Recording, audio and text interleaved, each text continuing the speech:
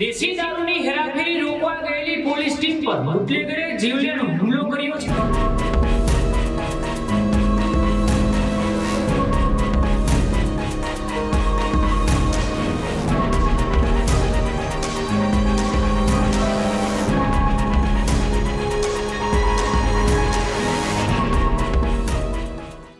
આરોપીએ પોલીસ જવાન પર છરી વડે હુમલો કરતા સમગ્ર વિસ્તારમાં સનસનાટી છવાઈ ગઈ છે। ઘટના ગઈકાલે મોડી રાત્રે ઉદ્યોગનગર પોલીસ સ્ટેશન હદની બની હતી। ચોક્કસ બાતમીના આધારે પોલીસે સ્વિફ્ટ કારને રોકવાનો પ્રયાસ કર્યો, પરંતુ બુટલેગર દિલીપ ઉર્ફે દિલો શેખવાએ કાર છોડીને ભાગવાનો પ્રયાસ કર્યો। હેડ કોન્સ્ટેબલ નિલેશ મકવાણાએ આરોપીનો પીછો કરીને તેમને પકડી પાડતા જ આરોપીએ પેન્ટમાંથી ધારદાર છરી કાઢી હુમલો કર્યો હતો। બચાવ દરમિયાન હેડ કોન્સ્ટેબલ જમણા હાથમાં છરી વાગતા તેઓ ઈજાગ્રસ્ત થયા હતા। ત્યારબાદ આરોપીએ ઠીકાપાટુનો માર પણ પોલીસને માર્યો હતો।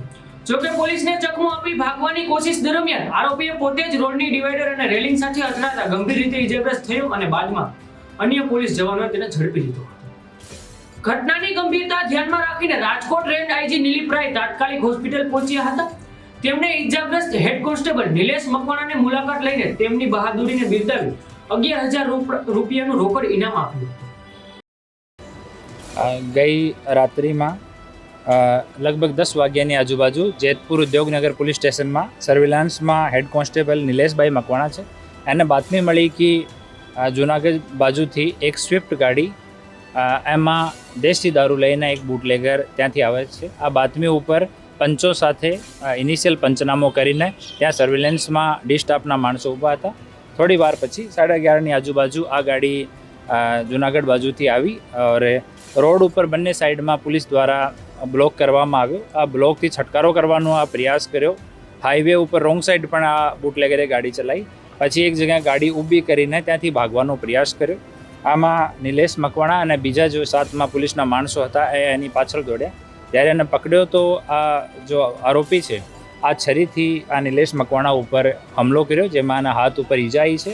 પછી આને કાબૂમાં કરવામાં આવ્યો, છુટકારીને પછી ભાગ્યો તો બેરીગેટ અને ડિવાઈડરથી અથડી ગયો।